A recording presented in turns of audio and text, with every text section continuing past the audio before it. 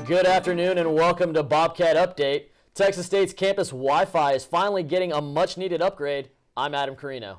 A referendum has been approved that will lead to the expansion of the LBJ Student Center. San Marcos High School is preparing to continue the school year under new leadership. Protests are emerging in various cities nationwide. This comes 2 days after President-elect Donald Trump scored an upset victory in the 2016 elections. As San Marcos continues to grow, the demand for more drinking establishments has increased. The city has decided to issue 20 more liquor permits, which means more competition for those who are already in business downtown. But some owners and managers say the influx of new bars will help them out as well. Obviously, with more competition, you're going to be, when you thin out the herd, you're going to obviously see that in the numbers on certain bars.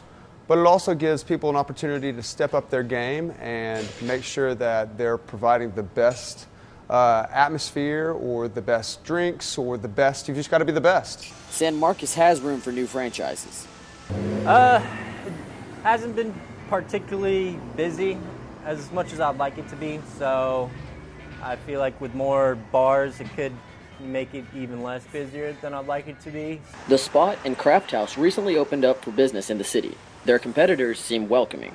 A customer, I think it'd be great. There's always room for new places to come in and new places to hang out.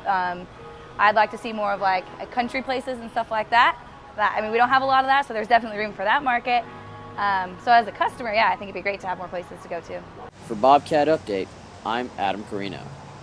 The U.S. Department of Housing and Urban Development has approved a disaster recovery action plan for San Marcos.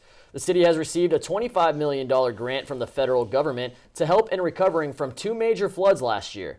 Several months of public comment and review helped create the plan, and the money will be put into housing, infrastructure, planning, and administration. The plan outlines up to 6 years of projects and will result in new housing programs for those who live in the flood-affected areas. Mexico's global airline is now offering direct flights from Mexico City to Austin, Texas. Aeromexico begins its first nonstop departure today. The company is also offering round-trip and one-way flights Tuesdays, Thursdays, Saturdays, and Sundays. Carlos Gonzalez Gutierrez, the Consul General of Mexico in Austin, says the new Austin-Mexico City flight is a step forward to strengthening the relationship between the two capital cities. Tickets are available online or by phone through Aeromexico. A Texas State sorority is letting people know about the 7th annual Mr. Bobcat pageant. Delta Zeta members passed out flyers, sold tickets, and collected donations for their 14 contestants who range from fraternity members to athletes. Last year, the pageant raised over $20,000 for the Starkey Hearing Foundation. Doors open tonight at the Centennial Teaching Theater at 7:30. Tickets can be purchased for $7 at the door. The Texas State Board of Education has rejected a controversial textbook on Mexican-American heritage. The board says they are concerned about factual errors in the textbook. It has been criticized for misinterpretations of historical events. Dr. Emilio Zamora and 25 other state scholars reviewed the book and shared their doubts as well. The board members say they are not censoring teaching material, but will take a final vote tomorrow. Austin Police Chief Art Acevedo will be moving to serve as Houston's first Latino police chief. Acevedo will fill the position following the current police chief's retirement in February.